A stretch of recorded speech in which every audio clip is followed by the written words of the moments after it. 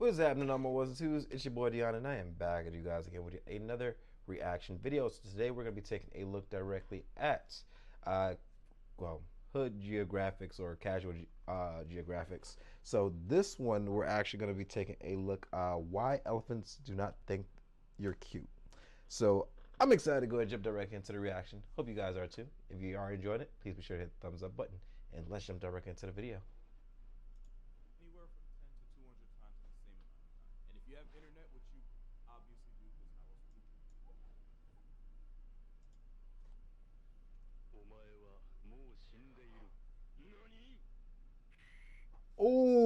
The Oh, average person lies about 1 to 2 times a day, 1.65 to be exact. The average person can also expect to be lied to anywhere from 10 to 200 times in the same amount of time. And if you have damn. internet, which you obviously do, because how else would you be here? Most of those lies probably come from behind a screen. And these days, it really doesn't matter what you say, as long as you say it with confidence, a small group of people will believe you. Yep. If I say that coconuts can technically be classified as mammals because they have hair and produce milk and say it with my whole chest, at least one person's gonna pause this video and believe it. And it seems like every week I get tagged in the video of some guy saying the T-Rex was actually the megalodon is still somehow alive. And the truth is, He's not wrong. Like a crazy amount of people would just go ahead and believe that because they'll be like, well, it does make sense. I mean, they are do produce milk, like, and have hair, so technically they could be considered, you know, mammals. But again, the coconut is just a food, but whatever. But yeah, some people actually still believe megalodon is still a thing. T-Rex didn't have wings. A 60-foot shark isn't hiding from the world in the bottom of the ocean. And there are no hot singles in your area just dying to meet you. What? Are you trying to tell me that these ads that I see on this specific type of site are lying to me? That there aren't actually hot milk moms in my area? What? Worst lies are the ones you tell yourself. There's a lot of alternative facts out there. So I'm going to talk about the most common and the most entertaining ones that I get asked about. Some of these might be obviously made up. Others I may or may not have believed them before. Either way, someone's feelings are definitely going to get hurt with this first one. So it's a known fact that elephants find us cute. And we know this because the parts of an elephant's brain that are engaged when one sees a human are the exact same as when a human sees a puppy. Meaning elephants see us the way we see puppies. Except it's not true.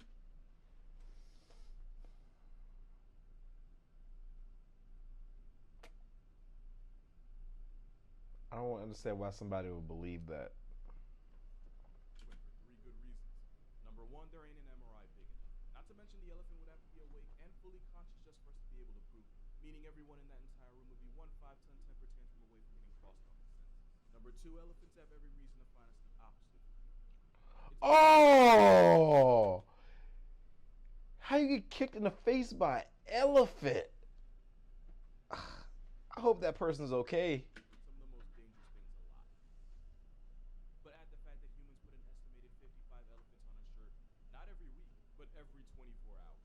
Elephants finding us cute would be like if people found Ted Bundy. And that would just be ridiculous. Someone feels called out in this shit. And number three, when I tried to figure Mm, out where this fact is I don't. I did a report on Ted Bundy, but you know, I don't. started, it turns out it I don't came from a Twitter post back in 2017.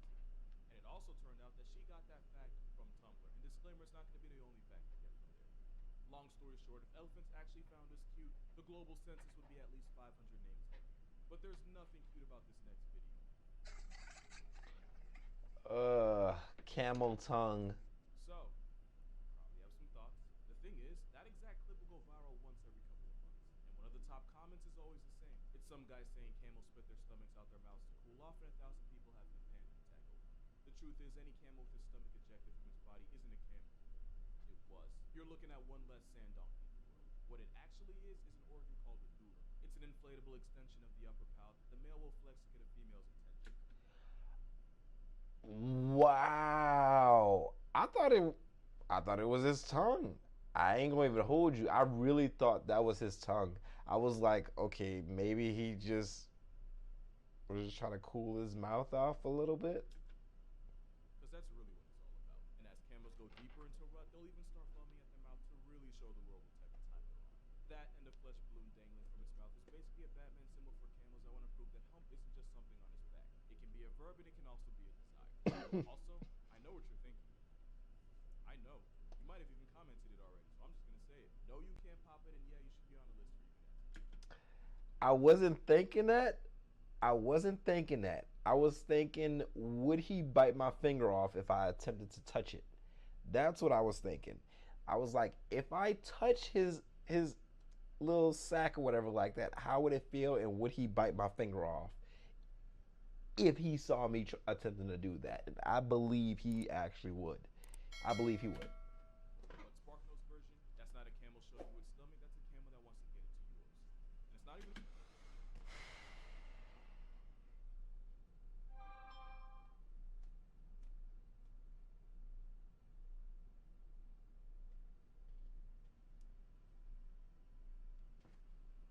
The first time something like this has gone viral. And that's because pelicans exist.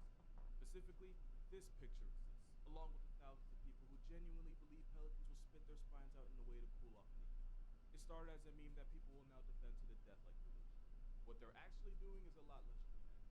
The truth is, this pelican is just yawning. When pelicans yawn, the tissue on their bottom mandible gets stretched out over their neck under. All it is just a pouch being flipped inside out. Not a pelican evicting its own skeleton to cool off. What this flying trash disposal actually does to cool off is gull or fluttering. It's pretty much the bird version of painting. Now I'm from Louisiana. I've seen pelicans do that shit. It works by exchanging the hot air from the throat and lungs with the cooler air from outside. Birds like pelicans can avoid overheating, without also having to negotiate having a spine. But trust and believe me when I say this, pelicans are demonic enough on their own. Another funny Mm-hmm. bird fact is that turkeys are so IQ deficient that they'll look up during a rainstorm and drown themselves.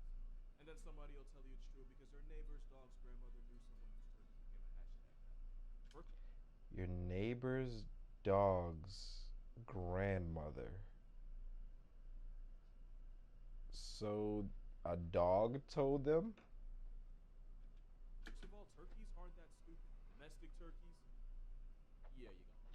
But go ask a hunter how dumb wild turkeys are and how easy they are to catch. You'll either get a 40-minute backstory or a few curse words under their breath. Turkeys that manage to survive in the wild are way smarter than they get credit. As for the drowning in the rain thing, some turkeys get this condition known as tetanic torticolor spasm, or TT for short. And the Spark Notes version is that this neurological fumble can cause turkeys to cock their heads back facing the sky and be stuck there for up to a minute and sometimes longer. What? So they're not actually stupid. It's just a disease that, or some type of illness or action that causes them to automatically do that. That sucks ass. Well, I mean, I guess we have to give turkeys a little bit better credit, but still. So no, the turkey isn't dumb enough to waterboard themselves for sport. It's just some people that are gullible enough to believe it. And it's probably the same people that believe this. Apparently, otters will show their babies to predators in order to make them feel compassion. Now, I'm not going to judge anyone who believes this, but I'm going to put it real blunt. There are a lot of threats to a sea otter's way of life. Two of them include the headliner for Jaws and a freed Willy, and trying to get sympathy from the same Oriole that regularly sends seals into orbit and stingrays to the shadow realm is basically ringing death for them. Now, you might argue it wasn't a sea otter in the picture, it's a river otter. Fair enough. Imagine an otter trying to guilt trip a prehistoric snare trap of a child. I wasn't gonna say that because I can't tell the difference when it comes down to that river otter or a sea otter. I'm pretty sure that there's some people out there who are like heavily good when it comes down to animals that can actually tell that. I'm just, you know, I can't tell the difference. The outcome would be two less otters and one well-fed gator. Facts like this only go viral when people take human traits and try to put them onto animals. And this is coming from the guy who regularly refers to a killer whale as an oppressive cookie. Because in the wild, morality gets you 404 to put on someone else's 404. Which is why otters are much more likely to sacrifice their own child than use them as a sob story for a coyote. And speaking of babies, you probably heard as a kid how you should never touch a baby bird because then you'll get your scent on the chick and cause the mother to reject it. And that's not true for a very simple reason. Most birds have a poor sense of smell. The average bird wouldn't even be able to tell if you had touched your chick or not. Especially since birds don't identify their chicks by smell, they go by sight and sound. Now, the reason you shouldn't touch one is because if mama bird suspects that her nest has been disturbed in any way, she'll abandon them altogether. Wow. Wow. Because she would just go ahead and feel like her personal life is at possibly a danger or something like that and just won't come back. That sucks, bro. Why risk your life raising a family when you can always make a new one? Also, the baby bird might not even need your help, because oftentimes it's a fledgling that people are trying to save, not knowing that fledglings are perfectly fine on the ground or are probably being supervised by parents nearby. But if those parents did because they see you manhandling their child, then the only thing you helped that baby was become important. Basically, you'd be rescuing that bird the same way the dentist rescued Nemo. God damn. Wait, bro, calm Another down. fact that isn't really a fact is actually something I used to believe. Cheetahs got screwed in a genetic lottery and screwed hard. And one of the reasons people think that is because they can only sprint for 20 seconds at a time before their brains start to overheat and eventually shut down. Cheetahs are a genetic fumble and nothing will change that fact. But cheetah hunts don't end fast due to overheating. They end for the same reason you can't sprint as far as you can jog. Sprinting fast enough to catch a ticket on the freeway costs so much energy that even when cheetahs make the kill, they have to rest before actually claiming their prize. And the ironic thing is, in experiments where cheetah body temperatures were taken, they were slightly higher after a successful hunt compared to when they went cold. But it probably didn't have to do with the actual running. It probably had everything to do with the stress of knowing they're just one rogue leopard or a clan of hyenas or even a disrespectful vulture away from killing Yep. their prey. Yep, because they could possibly go ahead and just get bodied by a goddamn lion or whatever like that, or hyena. Because like cheetahs are actually like very weak when it comes down to fighting against other predators. Like it's wild. Yeah, that wasn't a joke, by the way. Researchers now believe that cheetahs get anxious at kills for the simple fact that they can get their pockets picked at any time. That nervousness can cause the temperature to rise. But cheetahs don't actually overheat like an old school deli. They get more heated over the mental stress of keeping their lunch than the physical stress of actually catching it. And the myth started from an experiment where Harvard scientists took cheetahs from captivity, put them on a treadmill, and then plugged up their south side with thermometer. And before you say anything, we've done some weird things in the name of science, and that wouldn't even crack the top 10. Yep. But all it did was convince the world that cheetahs' factory reset themselves if they run too long. Don't get me wrong, they're still low tier, but they're not that bad. Like even when it comes down to cheetahs, like it's gotten to the point where a lot of cheetahs, if they go ahead and successfully make the kill, they will practically just take their kill, climb it up into a tree, and just eat it inside of a tree just to make sure that they don't get attacked by a lion or a hyena or anything like that because everybody's trying to steal their fucking food. Another thing people swear is fact is this one here. I'll admit it, knowing what I know about these tuxedo turkeys, I normally wouldn't put it past people. But two things. One, this gif is fake. But two, penguins don't actually meet each other to test if the water's safe. I'm not doubting that they're big enough to hold their pride. It's the same bird that'll do the mannequin challenge while its firstborn becomes a flatline. But what actually happens is penguins like Adelies will often gather by the water's edge. And it'll usually take one or two jumping in first before the rest follow suit. Now, obviously, if a murder seal makes a guest appearance, the other penguins probably won't be so quick to join. But penguins don't actively sacrifice each other just to clear the water. The same way sloths aren't as brain dead as some people like to think. You've probably heard this before. True. Sloths are so stupid that they regularly mistake their own arms for tree branches, only to fall and become a statistic. Except not only is it not true, the myth itself came from The Hitchhiker's Guide to the Galaxy by Douglas Adams. And that fact was based on a one-time event where humans accidentally Really? killed a sloth. A sloth's claws actually works in the opposite way a human hand does, where having a tight grip is a default and opening up their claws actually takes effort. What? So this entire myth basically came directly from an old ass. Well, damn, I shouldn't say that, but fuck it, old ass movie, like that was on VHS. Plus, any animal that can't tell its arm from arbor isn't living long enough to be talked about. That would make even a koala look like an MIT candidate. But people took the sloth fact and ran with it. But it didn't get nearly as much mileage as this last myth did. Because literally every time you've heard the phrase alpha wolf, you've been Yep. lied to. Because in the wild, the alpha wolf doesn't exist. Most Yep. of the wolf packs made up of the two mating wolves, followed by a couple generations of their children. Saying alpha wolf implies that the leading wolves got there by flexing on all the other wolves in the pack, when really the leading wolves were It's just just the following. father. And unless your father got there by throwing hands with everyone under your roof, which I hope for your sake he did, and unless you're some kind of weirdo, you wouldn't call your father the alpha wolf. You call him dad. The biggest problem with the alpha wolf concept is that it was based on wolves in captivity. That'd be like if I got locked in max security, studied all the prisoners, and then wrote a book on human nature. Either way, it's a myth. So much so that the guy that helped popularize the term alpha wolf, David Neck, ended up doing a 180 and even tried to get his publisher to stop releasing his book on wolf ecology because of the myth.